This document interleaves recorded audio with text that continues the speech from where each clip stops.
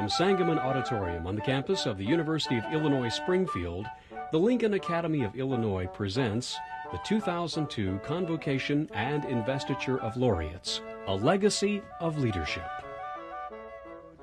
A business and civic leader committed to improving the quality of life in his hometown. A pioneer in the performing arts who has changed the face of dance in America. A corporate leader who places community involvement at the top of his list of best practices. A religious leader whose life's work has built bridges of understanding between people of faith. A veteran journalist whose career has made him an eyewitness to history. And a Pulitzer Prize-winning reporter who shines a light on the darker side of human nature. All 6 of these outstanding Illinoisans are being honored this year as laureates of the Lincoln Academy of Illinois. Each laureate represents a legacy of leadership and service to humanity that has been recognized by the Academy since its founding in 1965. By their words and deeds, they join more than 200 laureates who have brought honor to their home state in the spirit of that most famous Illinoisan, Abraham Lincoln. The purpose of the Lincoln Academy of Illinois is to bestow the Order of Lincoln upon deserving Illinois residents to recognize them for their outstanding lifetime achievement.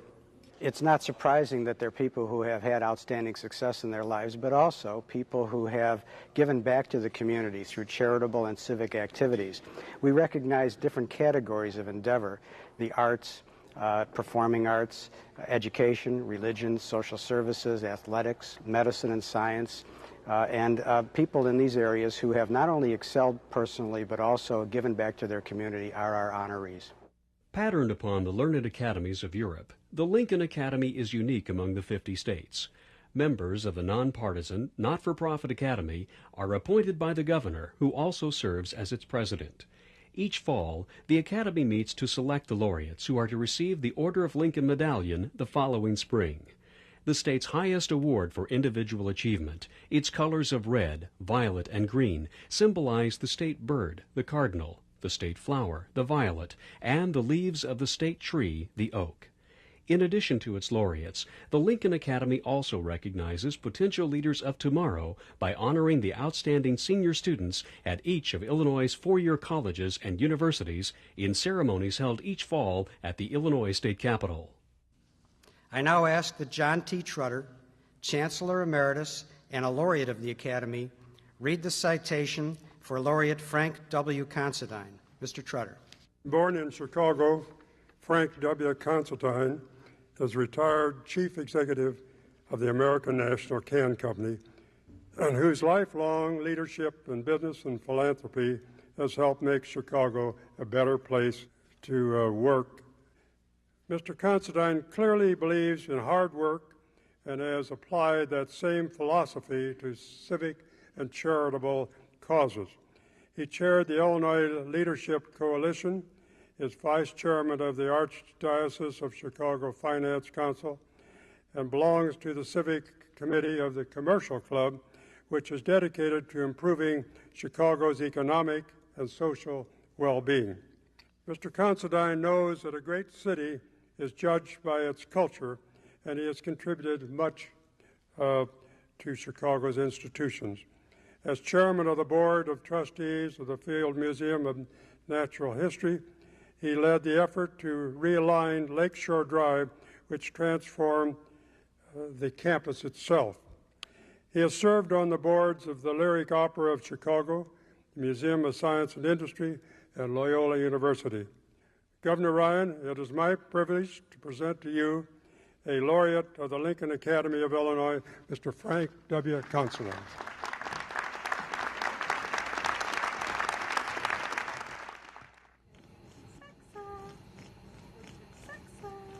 I believe in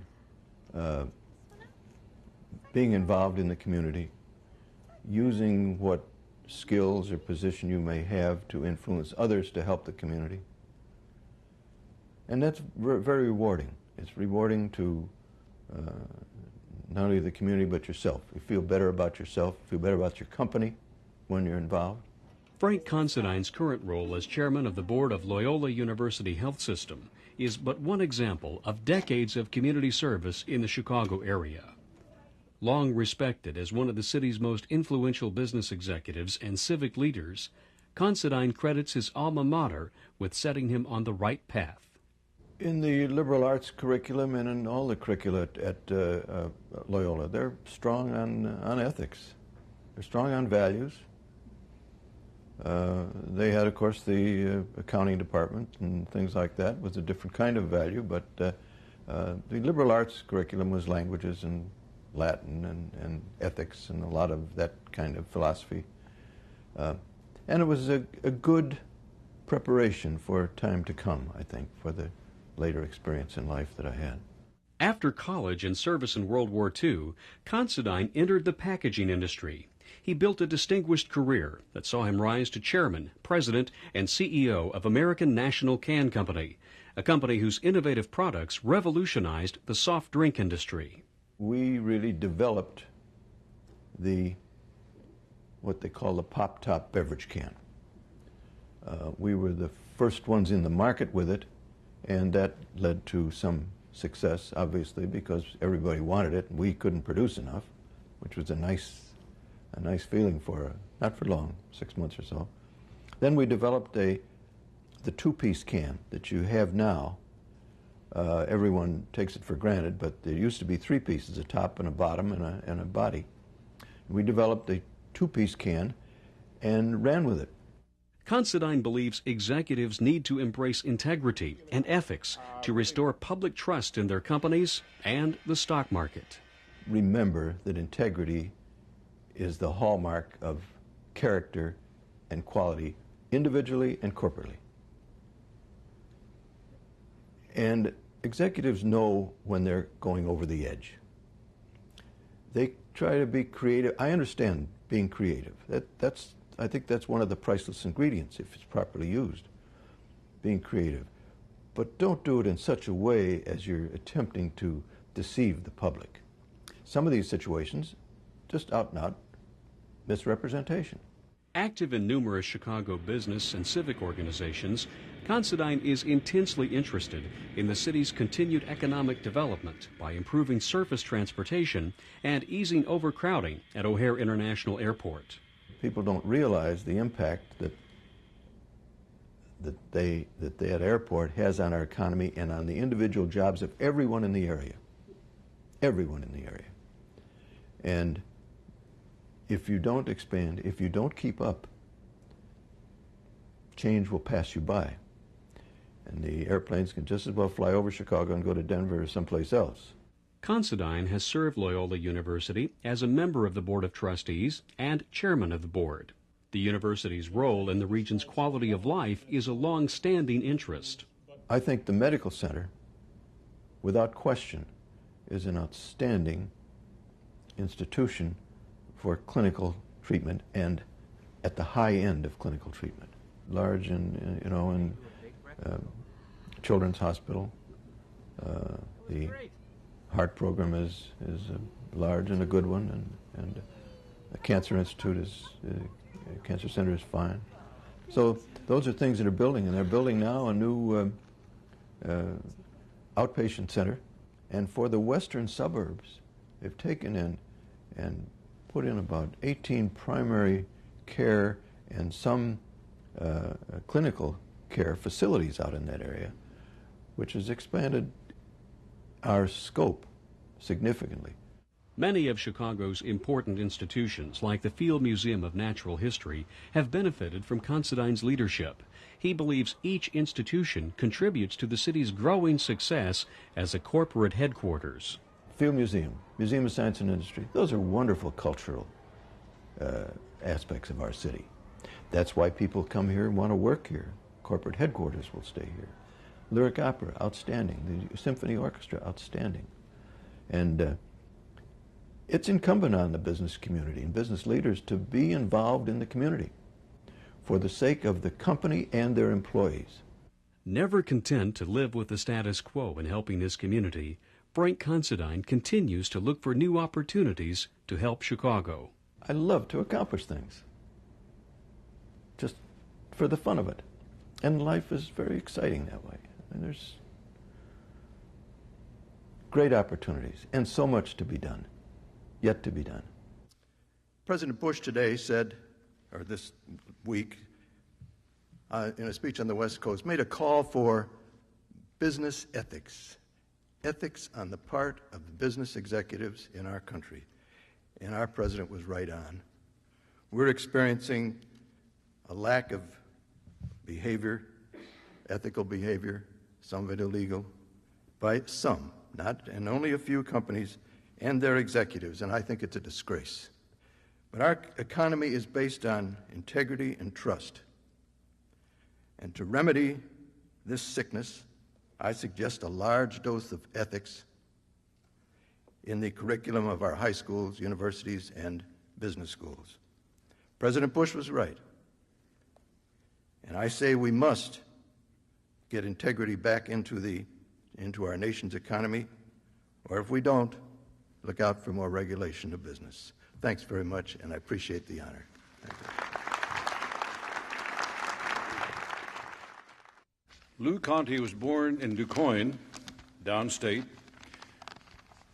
majored in zoology at Southern Illinois University, but went on to become an innovative choreographer whose artistic vision and dynamic style have won international acclaim for his dance company, Hubbard Street Dance Chicago.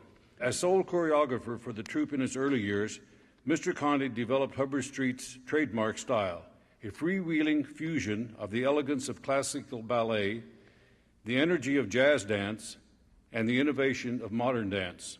Today, Hubbard Street's 20-member troupe tours the United States and abroad, performing before more than 130,000 people each year. Hubbard Street Dance is not just one of the most successful dance companies in the United States.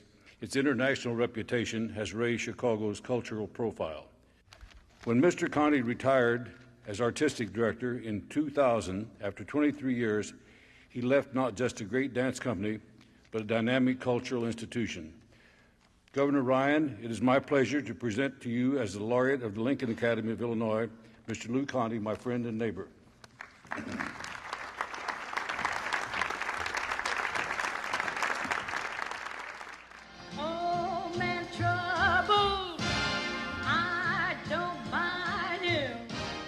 I didn't know what the rules were to start a dance company. I didn't know that there was a certain whatever to do it. I just did things the way that I did them, sort of like the way Chicago does it. And I think that because I'm from the Midwest and everything that happened in Chicago being from the Midwest, the company really reflected the Midwest. It was energetic and basically wholesome. I know that's kind of whatever, but it was wholesome. And at the time, that was really good. Who can ask for anything more? For Lou Conte, the path to the bright lights of Broadway and a career as one of the world's most influential choreographers began deep in the southern Illinois coal fields of the 1940s.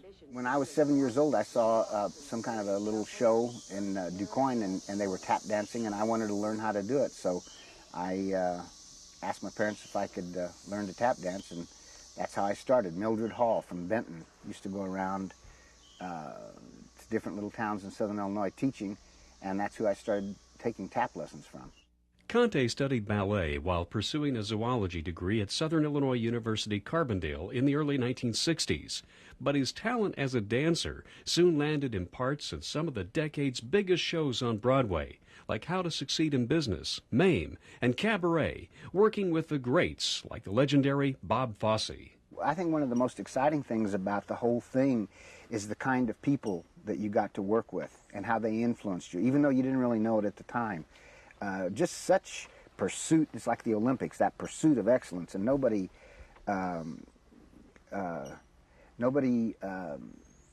tolerated any bad behavior or time or anything. And when I say bad behavior, I mean professionally. Conte toured Europe with the George Riche Ballet, but his Midwestern roots ran deep. He wanted to teach, and the Chicago dance scene of the early 70s offered a golden opportunity for him to share his experiences with others.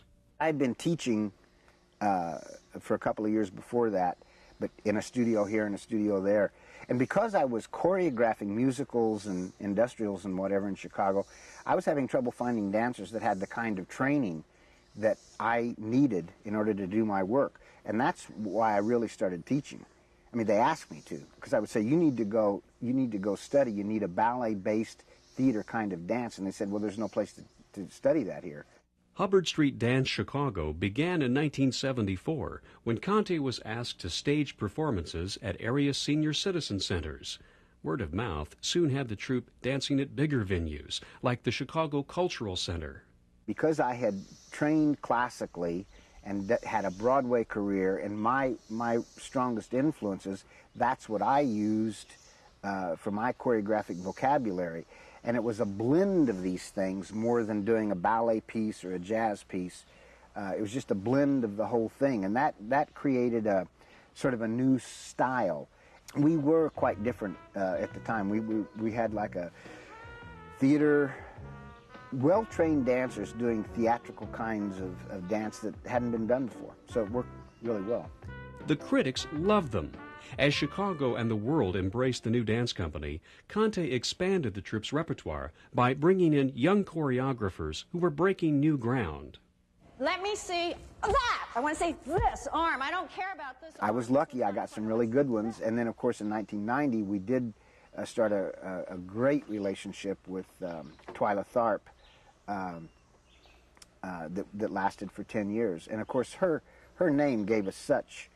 not only her name, but the reality of what she gave the company gave us incredible, what's that word, when people respect what you're doing? I mean, all of a sudden, people that thought, oh, they're a little jazz company, all of a sudden now, well, if Twyla Tharp is working with them, there must be something there. And that was true. She really helped us. Hubbard Street Dance Chicago and the Lou Conte Dance Studio moved into new facilities on West Jackson in 1998. The entire company, the board and the corporate people that paid for everything, all contributed so much to, really improving the life of people, not only in Chicago, but wherever we went. It gave them pleasure. So that's a great feeling. Lou Conte retired as artistic director in 2000, his reputation secure for having raised the bar for dance in Chicago and far beyond. Hubbard Street is never far from his thoughts. He's excited about new directions, like Hubbard Street 2. It's a comprehensive program where the schools are involved, and we send teachers out to the schools, and we bring actual school teachers into the studio to teach them dance so that they can, in turn, talk to their students about it, so that we're trying to demystify what this whole process is. I'm still the director of the school, and that's, because training people and training the next generation of dancers is, Darwinian. I mean, it's going to go on. Hopefully they'll evolve, and so the company, the Hubbard Street Dance Chicago is a collective thing now, and doing good work in the arts, I think.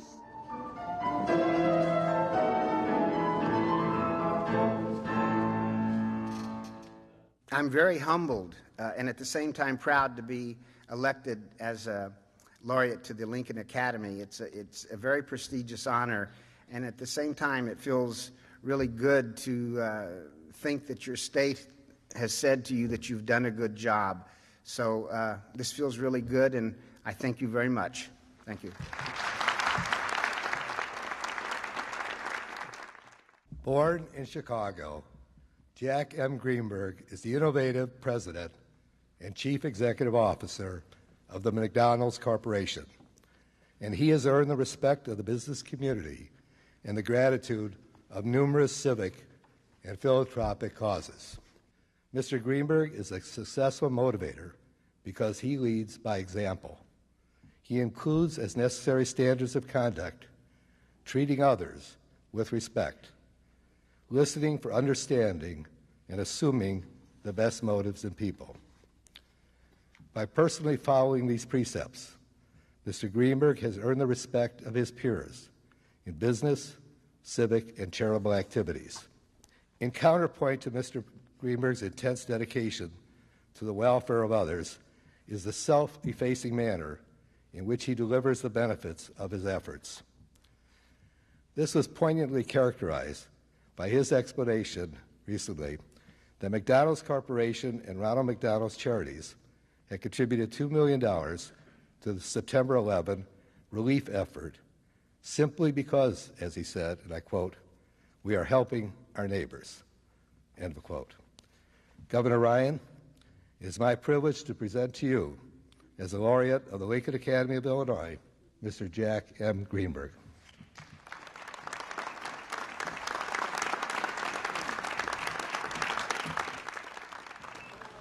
I remember well the time I was working in a McDonald's restaurant assembling Filet-O-Fish sandwiches, and the 16-year-old supervising me, and I joined the company as an executive vice president, said, "Jack, go faster."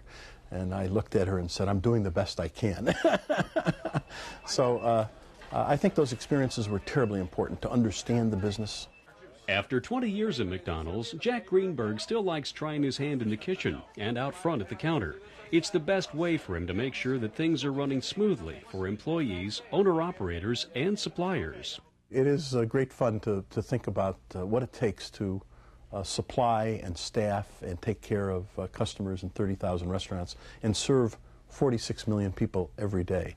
The logistical problems, the training, the kind of enthusiasm and dedication it takes of our people to run a quality restaurant every day. It is an enormous undertaking, and it is kind of fun. Greenberg joined McDonald's in 1982 after 18 years with the Chicago office of Arthur Young and Company. One of the things that was very clear from the beginning at McDonald's is that the whole value structure was, I think, well understood. Ray Kroc, our founder, started this business talking about having values when we were poor, and we did. And there was a time that I joined that the values were very clear. Support of the community, giving back to the communities in which we do business was an important part of our ethos. That's how we thought about ourselves. We continue to feel that way today. I think I'm most proud of our Ronald McDonald House Charities activity, where we've now given well over $300 million away to families and children in need around the world. In fact, Ronald McDonald House Charities is sponsoring the first ever World Children's Day event at McDonald's, where on November 20th we're going to raise money for children in all 30,000 of our restaurants. And we are partnering with UNICEF in several markets, too, to help them raise money for their good works for kids around the world. Widely recognized for its leadership on issues like the environment and animal welfare, Greenberg says McDonald's takes its commitment to social responsibility very seriously.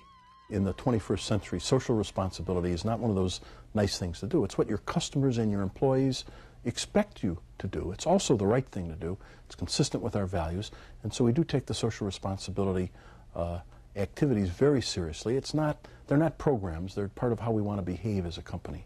Diversity is another core value. We do value the team, and if the entire team is growing up the same way and has the same ideas, it's not the same energy as a team that has diverse views. So at the heart of our diversity efforts is a belief in the diversity of the team and in leveraging a team to improve the business. And that leads you to hire people of all races and genders and faiths, ethnicity, and that's exactly what we've done. And I think we've got a great record on diversity. Our owner-operator system is reflective of the community at large. Clearly our employee base is as well. And as I said, I think there's more to do here. This is not something that you ever think is exactly right, but I think our record would stand out among big companies in America. Greenberg believes DePaul University gave him lasting values. He earned law and commerce degrees at the Chicago Institution and went on to serve DePaul as a trustee and chairman of the board. I think DePaul was teaching ethics before anybody thought that was important to do. DePaul taught me a lot about diversity, about access, about the importance of competence. In addition to that, DePaul is one of those unique institutions that has always provided access to people. It's one of those universities that in its 110-year history hasn't ever had quotas. So people of all faiths and races and ethnicity have been invited there. They had women as students before women were allowed to vote in the United States. So it's that kind of a place, and it's why it's always been an important part of my life. Greenberg plays an active role in many of Chicago's business and civic organizations like the Executives Club, Commercial Club, National Policy Association, and Council of the World Economic Forum. He's also a member of the Board of Trustees of the Field Museum and Chicago Symphony Orchestra. I think all of us that live in the Chicago area have a special responsibility to keep Chicago the great city it is, and it is one of the great cities of the world, and keep it vibrant. And that means you got to support the community programs. It's not just economic development, but it's things like the Field Museum, which is such a treasure of the Chicago Symphony, some of the other things that we are especially proud of in Chicago. From private life to corporate life, Jack Greenberg says it all comes down to trying to make a positive difference in the world. I think the big payback for doing what we would consider community service is that there's enormous personal benefit in the friends you make, in the people you meet, in the satisfaction you get when you actually get something done that make a difference. And so I think most of our efforts end up doubly repaying us in terms of the satisfaction you get in life. And that's what keeps me going at McDonald's. I am honored and proud.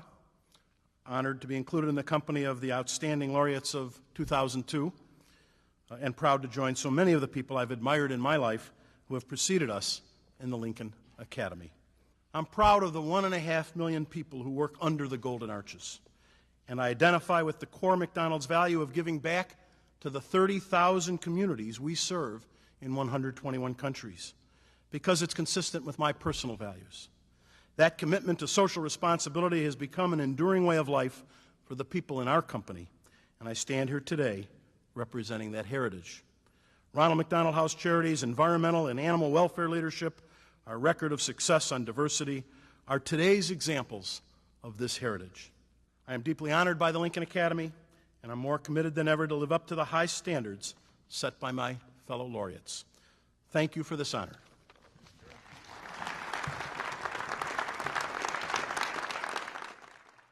Born in Munich, Germany, Rabbi Herman E. Schulman is a spiritual and civic leader whose devotion to Judaism is expressed in his concern for the welfare of the community at large.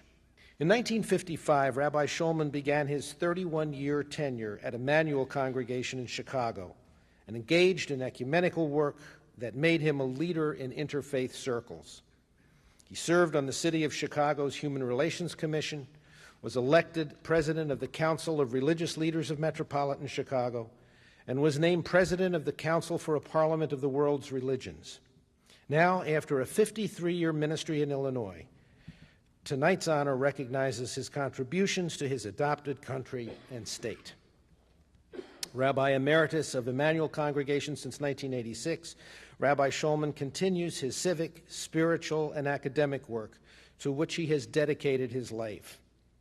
In fact, currently he is teaching courses at Chicago Theological Seminary and Garrett Theological Seminary in Chicago and Evanston. Governor Ryan, it is my privilege to present to you as laureate of the Lincoln Academy of Illinois, my dear friend and colleague, Rabbi Herman E. Schulman.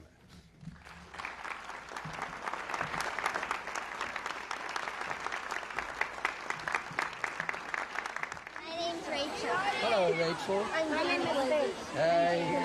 I'm Rabbi Schulman. I guess you know that by now.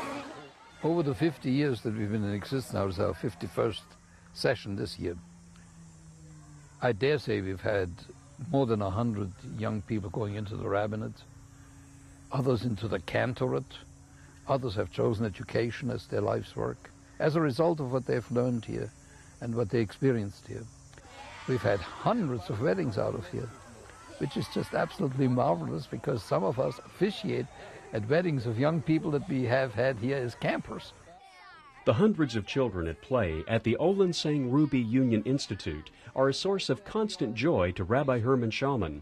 Rabbi Schulman helped found this first-of-its-kind summer camp for Jewish children over half a century ago at Oconomowoc, Wisconsin. A place to play, study, work, and pray, it's a living testament to a life spent in teaching, service, and reaching out to others.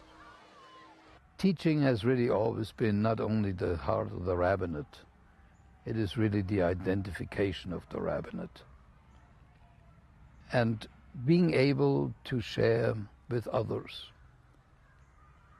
and discover with others new insights, both in sacred texts, but also in the possible answers to the questions that life poses, continues to be, to me, an exciting and ever-stimulating and never-ending enterprise.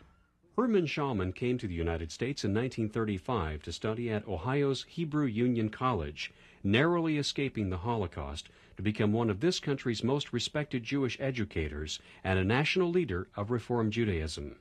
The genocide of millions in the Holocaust transformed his views of God and how he should express his faith. I've come to the conclusion, number one, that God is neither omnipotent nor omniscient, but that God is a sufferer, and that the suffering God is the God of Auschwitz, that he suffered with his people. I realize that God needs me, that the suffering God is a God who is looking for, reaching out for, in need of those of us who, so understanding God, are prepared to serve him, and to bring him joy, and to really simply let God know I'm here. Here not only for other human beings, of course, that is self-understood, but also here for God. Chicago's Emmanuel congregation thrived under his leadership and example for more than 3 decades. As president of the Central Conference of American Rabbis, colleagues say Rabbi Schaumann has had a tremendous influence on Jewish life in America. He's a model of rabbinic scholarship. He's a model of rabbinic teaching. The Yiddish word is mensch. He's a model of what it means to be a mensch in the full sense of the word, to be a complete human being, to be caring, to be involved, to be in contact with other human beings. Rabbi Schaumann found a kindred spirit in the late Cardinal Bernardine, who reached out to all faiths to address some of the Windy City's most pressing problems through the Council of Religious Leaders of Metropolitan Chicago. The question of the homeless, question of insufficient educational facilities for the poor, not sufficient medical facilities for ghetto dwellers, matters of police brutality. Believing that the faith of others is important to one's own faith, the rabbi is committed to the work of the Parliament of World Religions in bringing people of faith together. When I'm with others and see how they address these questions, what response they give to the question that life and God poses, then I learn something. Surveying a life filled with accomplishments, the Olin Seng Ruby Union Institute is one of Rabbi Shalman's most cherished. But his faith teaches him that there's always more that can be done. Over and over again, I know that I'm in a total stance of unremitting gratitude to the fact that the miracle that I am operates and lives within the miracle that the world is. And that therefore that mystery that somehow I sense behind it all and through it all, which we call God, is beckoning, asking for more, never satisfied that I've done what I maybe should do or could do. And so it just simply goes on, I hope, for as long as there is strength and life. Abraham Lincoln spoke some words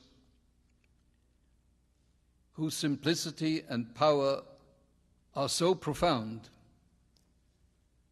that they ought to be the guiding star, not just of his life and time, but of ours. With malice towards none, with charity for all. So Lincoln said as he finished his inaugural address, for these words are the true path to reconciliation, to peace. They are the healing hand. They are God's own hope.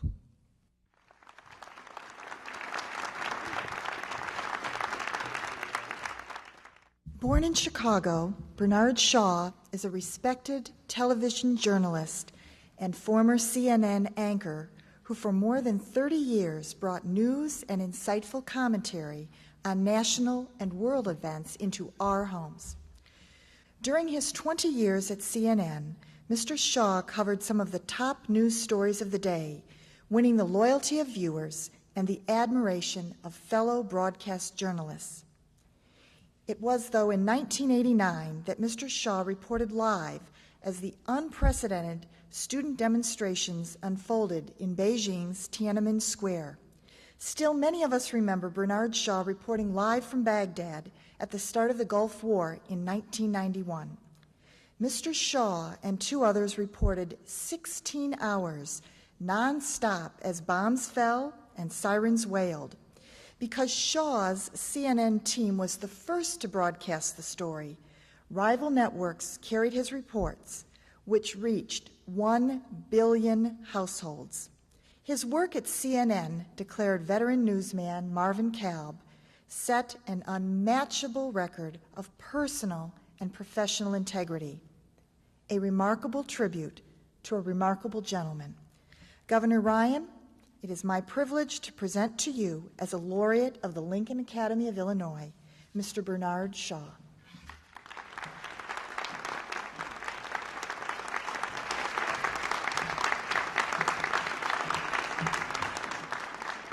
The skies over Baghdad have been illuminated.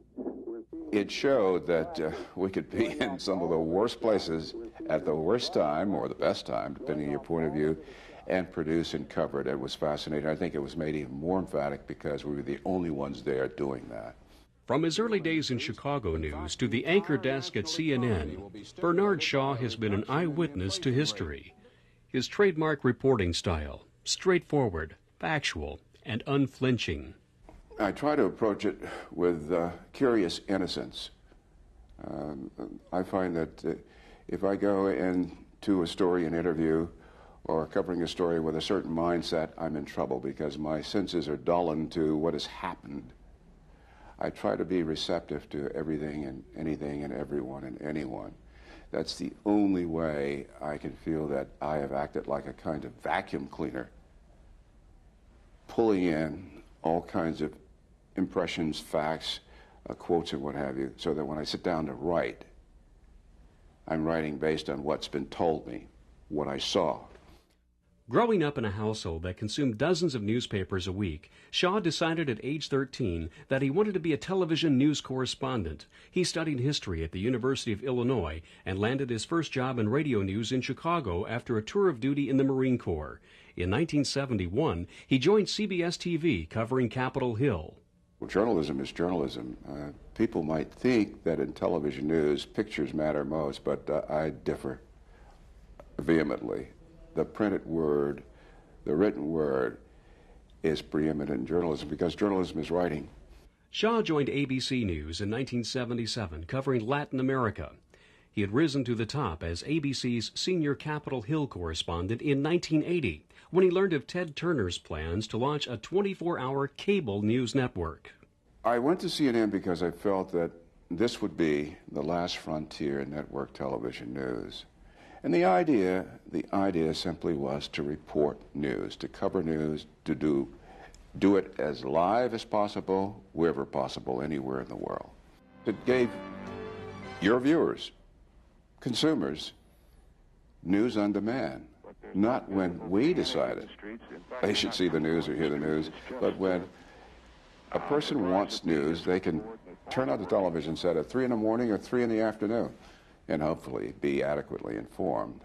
Shaw's reporting and anchoring would take him to 46 countries on 5 continents over the next 20 years. Often, he found himself face to face with world leaders and on the scene for live coverage of historic events, like China's pro-democracy protest in 1989. 2 years later, Shaw and CNN reporters John Holloman and Peter Arnett brought the start of the Gulf War live into living rooms around the world. I'd made my peace with the fact that at any moment I could die. Tom Johnson, the president of CNN, was convinced in his own mind that we would not survive the first night of bombing raids. My attitude was to focus on why I was there. You're a journalist, do your job. Fairly describe, and as dispassionately as possible, describe what you see, what you hear, what you know, what officials are saying. Shaw relished covering politics. His favorite assignment at CNN, co-anchoring the network's Inside Politics. We were doing it every day, and it was one pure hour devoted to nothing but politics. And then, guess what? Even 1 hour was not enough. 1 hour was not enough, especially during a presidential campaign year. What I loved was having both sides, having equal time and expanded time. What I loved was we weren't dealing in sound bites per se. You could do an 8-minute interview, and if you're doing your job as a journalist in 8 minutes, you ought to be able to get conflicting guests to express their views, to make their points and what have you, so that your viewers watching it can determine for themselves what they think the essence of the dispute or the story might be. I am stepping back from the table to write books, including an autobiography. Also, I am leaving to give back to my wifely friend, Linda, her husband. Shaw stepped down in early 2001, saying that he wanted to leave while he was still at the top of his game. What I like most about journalism and what it's done for me is that it's educated me. This is a beautiful world we live in, but it's flawed because we're flawed. Looking back, Shaw says that as the only profession mentioned in the Constitution, journalism is crucial to our way of government, that freedom of the press, news, and information are the juice of our democracy. As a heavy responsibility, I think it's a good calling. You'll never be bored. You might be overworked, you might be underpaid, but you will never be bored. I think it's a good calling. I think it was what I was meant to do. To come from this land of flat honesty is a birthright I rejoice in claiming. Whether from a street in Bronzeville, whether from the village or town, matters not. Our broad shoulders, our intellect, our reach are there for the world to witness and to know by our deeds and our words. We Illinoisans do so not in bragging struts, but quietly confident offerings, as if on cat's feet. I close with this affirmation: no matter the world, where I go in it, whom I meet, and what I do, always I shall be proudest that I am a son of Illinois.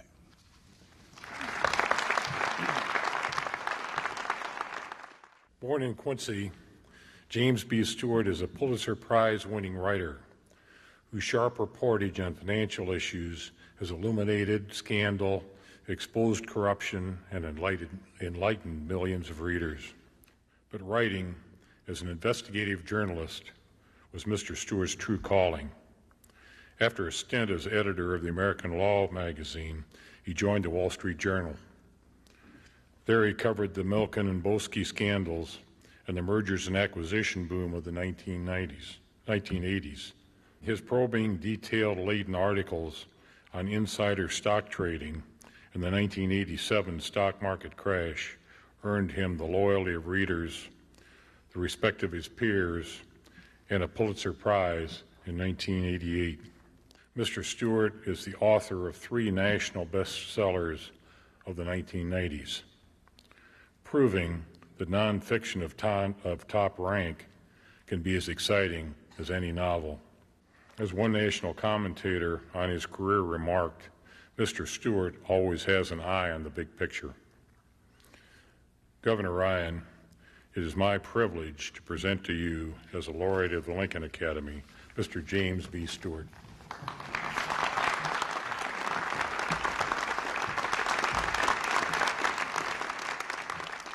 I guess I've always liked stories. I've always liked to read. I guess my earliest memories really in Quincy were reading books, going to the beautiful old public library at 4th and Main Street, which is a sort of a child's fantasy of what a library should look like. It's now a museum, but at the time that was the main library, and I spent hours in there. I read everything I could get my hands on, and I think out of a love of reading naturally evolves eventually a love of writing. James Stewart's career in journalism began in high school at his hometown paper, the Quincy Herald-Whig. A senior editor there described him as a tremendous brain whose work was crisp and clear. That was my first taste of journalism, and I guess it was only later that I realized, I mean, I thought of it sort of as a hobby. The pay was quite low, although I was happy to get it. So I wasn't thinking of it so much as a money-making activity, but as something that was educational and I would learn something, but also turned out to be so much fun. The young journalist went on to study law at Harvard, but never lost his love of writing. Stewart was executive editor of American Lawyer and a practicing attorney before joining the Wall Street Journal in 1983. Corporate raiders were the new breed on Wall Street. Ivan Boesky, of course, took it to the ultimate extreme when he said that greed is good, but there was that kind of notion, permeating the canyons of Wall Street. It was like people could come from nowhere and become billionaires. The old guard was being shaken and cast aside. So it was a period of great dynamism, of great fortunes being made, and as it turned out, not surprisingly, I guess, it was also a time of great corruption and people taking advantage of this. Stewart traced the rise and fall of Ivan Boesky and Michael Milken. His tenacity, impeccable research, and vivid writing earned him the Pulitzer Prize in 1988 for his coverage of the insider trading scandals and the stock market crash of 1987. His book, Den of Thieves, paints a telling portrait of the times. In that kind of environment where so much money is being made, so much power is being wielded and accumulated, egos are so big, a sort of hubris sets in. It's like you can see a whole sort of world that it all makes sense to the people who are in the middle of it. But to everyone else, you can just see that whole world sort of like a big balloon begin to swell and rise up through the atmosphere, pulling ever more on its string from the kind of rest of society and its values. And sooner or later, the string snaps. Stewart served as the journal's page one editor through the end of the 1992 presidential campaign. He stepped down to concentrate on writing books. The Clinton White House approached him to write an objective look at the Whitewater investigation. But the resulting blood sport gave readers more than the Clintons had bargained for. I will say they're completely fascinating characters. In fact, people would say to me, well, weren't you angry with them? And there were some unflattering things in the book about them. They said, well, did you just put that in because you were angry because they didn't cooperate you? And I said, why would I be angry? I said, this is the most interesting project I could possibly have been working on, only thanks to them. And they're such fascinating characters. I'm not the least bit angry to them. I'm grateful that, they did suggest that I do this. Stewart went back to his roots in Quincy to pick up the trail of another Quincy native, Dr. Michael Swango, convicted of poisoning fellow employees at the local ambulance service, yet allowed to practice medicine again and again with fatal consequences. One reason I love nonfiction work is that I couldn't make this up. No one would believe it. But in several instances, he revealed in his interviews that he'd been convicted of a felony in Quincy. In one of those cases, he lied about what the felony was. But the other, he admitted that it was a poisoning case, although he said it was a miscarriage of justice. And he still got hired.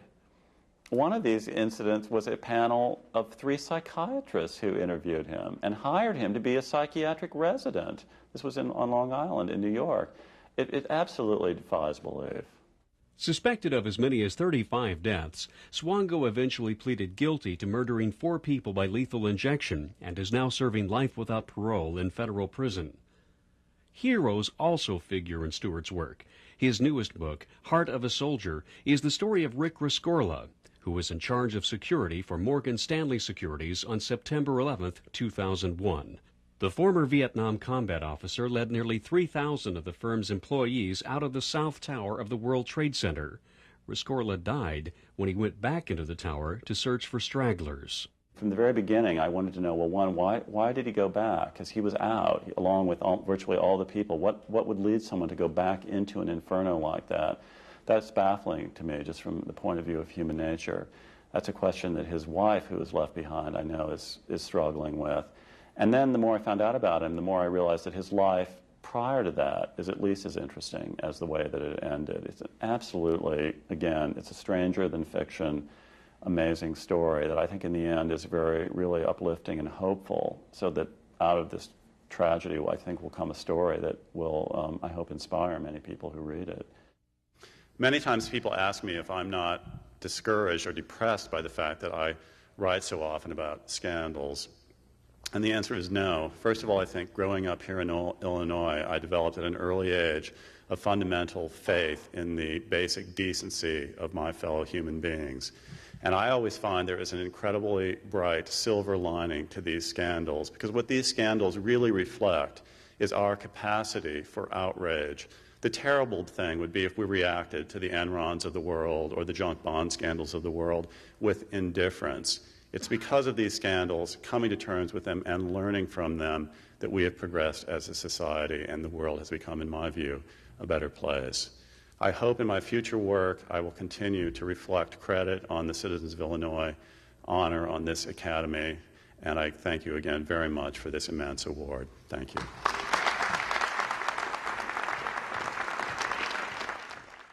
Ladies and gentlemen, it is my pleasure and my honor to present the President of the Lincoln Academy, the Governor of Illinois, the Honorable George Ryan.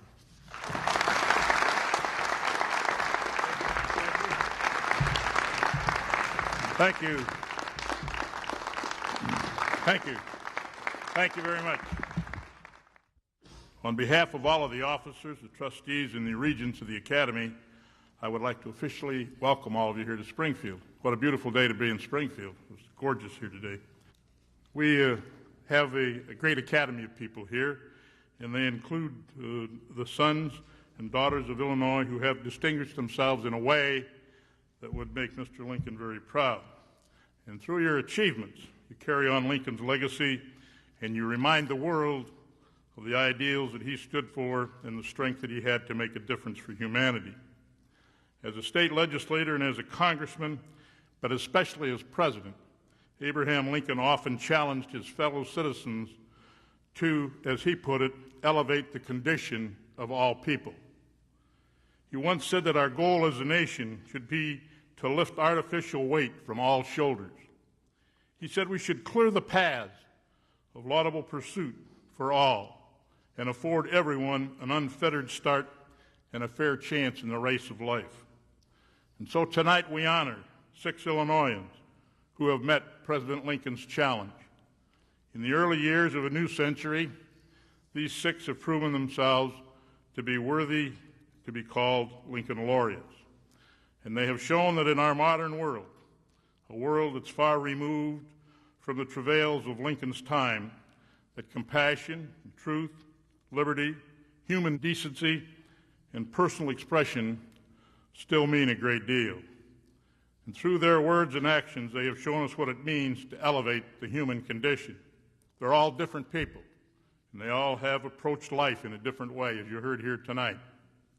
But in the end, their voices have carried Lincoln's legacy forward, and they've shown us the path that Lincoln took to greatness is one that we should follow, even into the unknown world of the 21st century.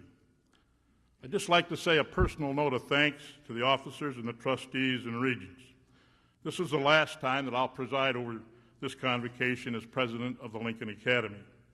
It's been a distinct pleasure and an honor for me and for Laura Lynn to meet and recognize the best and the brightest that our state has to offer. We have greatly enjoyed our association with this academy.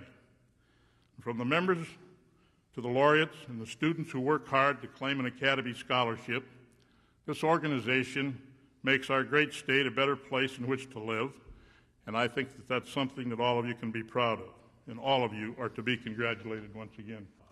So again, my congratulations to all of the laureates, and thank you for allowing me to be your president for the last 4 years, to you folks here. Thank you very much.